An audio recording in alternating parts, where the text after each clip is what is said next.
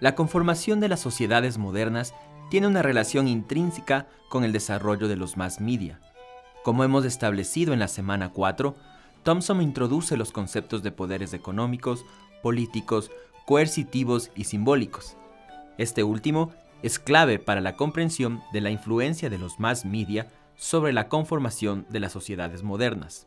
Hacer un recorrido histórico sobre los cambios y particularidades de este poder simbólico es lo que nos ocupará esta semana.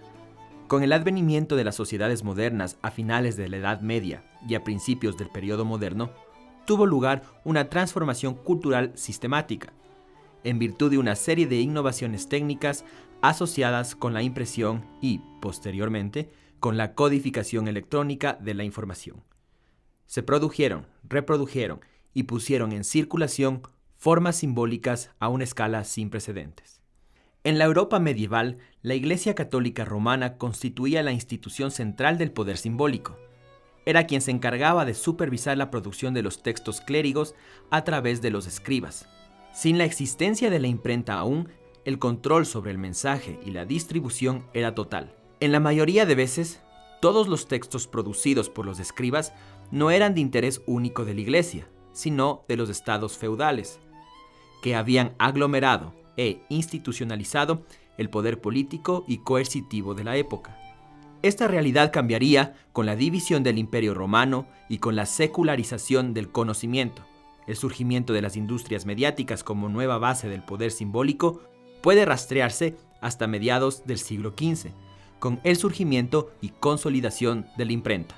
Las primeras formas de papel e impresión fueron desarrolladas en China, mucho antes de que se difundieran en Occidente. De todas formas, Gutenberg desarrolló nuevas técnicas de impresión mezclándolas con, por ejemplo, técnicas de acuñación del metal que eran ampliamente conocidas ya en Europa. Para 1450, Gutenberg había desarrollado sus técnicas suficientemente para su explotación comercial. Con el paso de los años, las imprentas y editoriales se convirtieron en instituciones culturales y económicas, espacios para las tertulias, intercambio de teorías y reflexión. Se generaron círculos de lectura, donde se leían en voz alta. Gracias a la práctica de leer en voz alta, la audiencia de los materiales impresos fue considerablemente mayor comparada al relativo menor número de individuos que estaban en condiciones de leer. La Iglesia perdió control sobre las publicaciones, y el declive del latín y la aparición de las lenguas nacionales o vernáculas como el inglés, el francés o el italiano fue importante. Fue un proceso impulsado en parte por la industria de la imprenta. Sin embargo, tuvo consecuencias que fueron mucho más allá de las preocupaciones de esta industria como tal. Podría argumentarse de manera plausible que la fijación de las lenguas vernáculas en papel impreso y la promoción de algunas de estas lenguas al estatus de lenguas oficiales fueron condiciones importantes para el surgimiento de las formas de identidad nacional y el nacionalismo en el mundo moderno.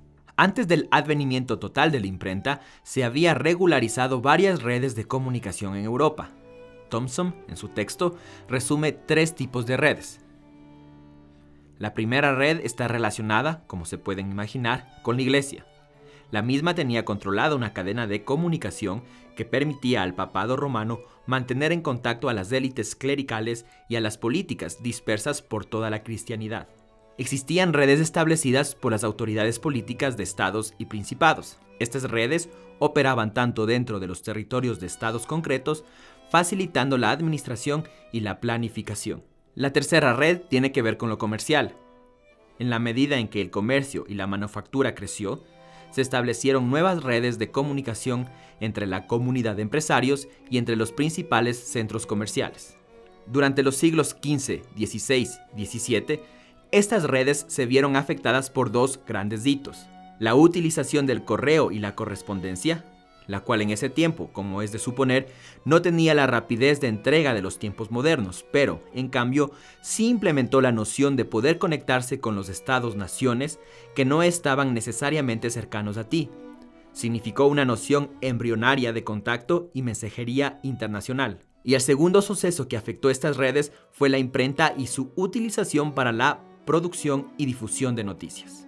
Los orígenes de los periódicos modernos están en las primeras 2 décadas del siglo XVII, cuando los periódicos de noticias aparecen regularmente cada semana con cierto grado de fiabilidad. Los semanarios impresos, también llamados corantos, se extendieron rápidamente por varias ciudades de Europa. Los primeros centros de producción de corantos fueron ciudades alemanas como Colonia, Frankfurt y Berlín. Las noticias ofrecidas por los corantos frecuentemente eran facilitadas por los administradores de correos. Ellos recopilaban las noticias y sus regiones y luego las enviaban a las principales ciudades. Un simple individuo podía dedicarse a ensamblar y editar los informes de los administradores de correos e imprimirlos en forma de series de párrafos cortos con una leyenda en la que se constaba la fecha, lugar de origen de la información. Los semanarios también podían ser traducidos a otras lenguas y vendidos en ciudades y países diferentes. Aunque los primeros corantos se ocuparon principalmente de noticias extranjeras, no faltó mucho tiempo para que los periódicos empezaran a prestar atención a los acontecimientos domésticos. Bajo este contexto, Inglaterra fue uno de los países en donde más se evidenció un crecimiento de este oficio, no exento de capítulos de aprendizaje, ajustes y desorden usualmente asociados a la relación histórica de la información con el poder.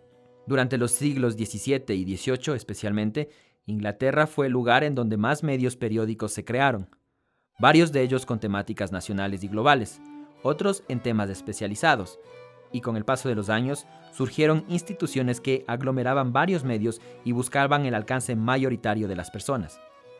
En estos años, además, la prensa y el Estado tuvieron una relación tensa. Pasaron de controles estrictos a sanciones, de impuestos a liberaciones impositivas y de censura al debate eterno de la libertad de prensa. El surgimiento de una prensa independiente del Estado siempre fue un tema tratado de controlar, especialmente en cuanto a las noticias internas. La lucha de la prensa independiente, capaz de informar y comentar acontecimientos con un mínimo de interferencias y control estatal, jugó un papel crucial en el desarrollo del moderno Estado. Para finales del siglo XIX, la libertad de prensa se había convertido en un rasgo constitucional característico de muchos estados occidentales. El estudio del carácter cambiante de las industrias mediáticas resulta esencial para comprender el impacto de los medios de comunicación. Aquí llama la atención dos aspectos: la transformación de las industrias mediáticas en compañías con intereses comerciales a gran escala y la globalización, el desarrollo de formas de comunicación mediáticas electrónicas desde los principios de la electricidad hasta ahora y los nuevos desarrollos digitales, ambos procesos iniciados en el siglo XIX. Además, los procesos de crecimiento y consolidación han asumido progresivamente un carácter multimedia, en la medida en que grandes corporaciones adquieren intereses en varios sectores de la industria mediática, desde periódicos locales y nacionales hasta televisión terrestre y vía satelital, desde la publicación de libros y revistas hasta la producción y distribución cinematográfica, situación que hace desaparecer compañías pequeñas o las obliga a fusionarse. En muchos sectores de las actuales industrias mediáticas, el predominio de las grandes corporaciones coexiste con un impresionante despliegue de pequeñas organizaciones de producción y servicios, muchos de los cuales están interconectadas a través de subcontrataciones y fuentes de ingresos internas.